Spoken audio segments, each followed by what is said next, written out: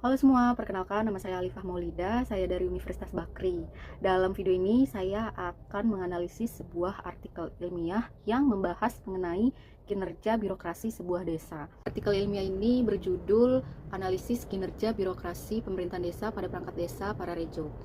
Dalam video ini dan dari hasil analisis saya akan menganalisis artikel ini dan menjelaskannya lalu membagikannya dalam beberapa bagian. Bagian pertama yaitu latar belakang atau introduction.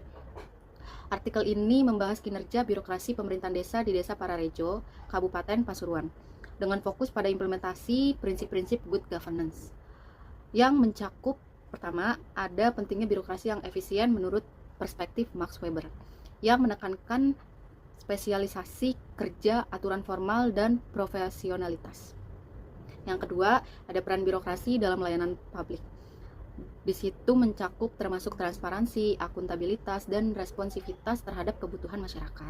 Yang ketiga, ada regulasi pendukung seperti PP nomor 30 tahun 2019 tentang penilaian kinerja ASN yang menjadi acuan evaluasi. Keempat, ada tantangan birokrasi desa seperti keterbatasan SDM dan partisipasi masyarakat yang belum optimal atau masih rendah. Yang kelima, di sini ada aktor politik dalam artikel ilmiah ini, yaitu ada kepala desa dan perangkat desa, lalu ada juga masyarakat.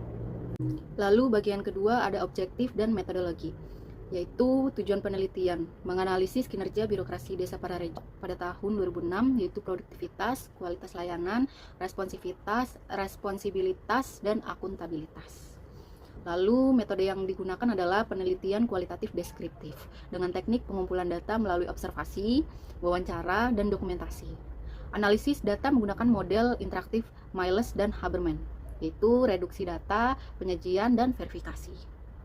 Bagian ketiga ada findings atau temuan utama dalam artikel ilmiah ini. Yang pertama, ada produktivitas, peningkatan SDM melalui pelatihan dan evaluasi kinerja.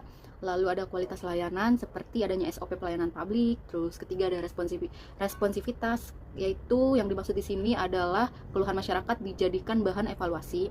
Yang keempat ada responsibilitas, yaitu forum partisipasi publik dibuka lebar. Kelima ada akuntabilitas, yaitu transparansi melalui portal desa dan forum daring. Jadi di sini dijelaskan bahwa mereka memiliki forum daring yang terbuka lebar untuk masyarakat dan untuk mereka dengar.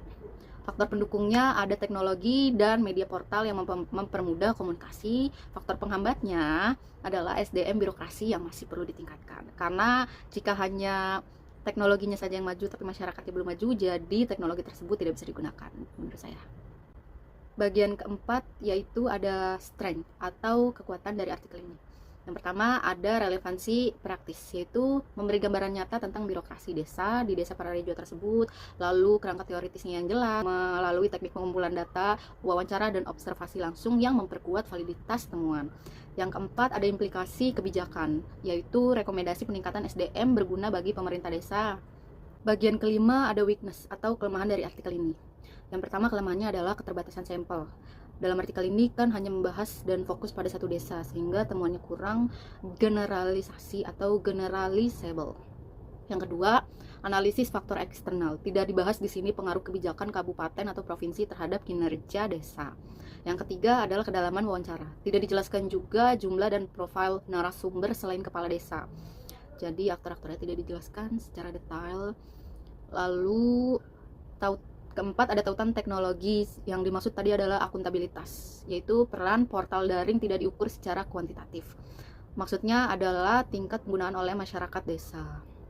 Bagian keenam adalah conclusion atau kesimpulan. Dalam penelitian ini menunjukkan bahwa birokrasi Desa Pararejo telah memenuhi standar kinerja publik, terutama dalam hal akuntabilitas dan partisipasi masyarakat.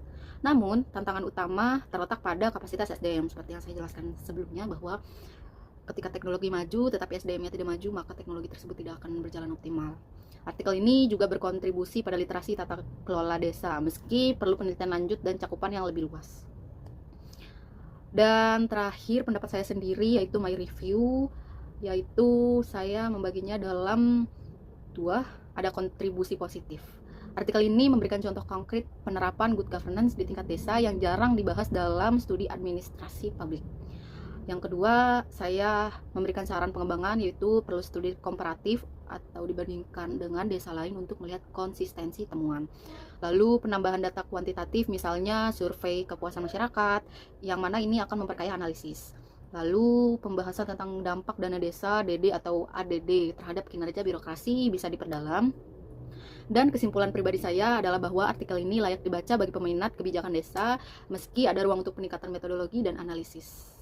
Saya memberikan rating 3,5 dari 5 bintang.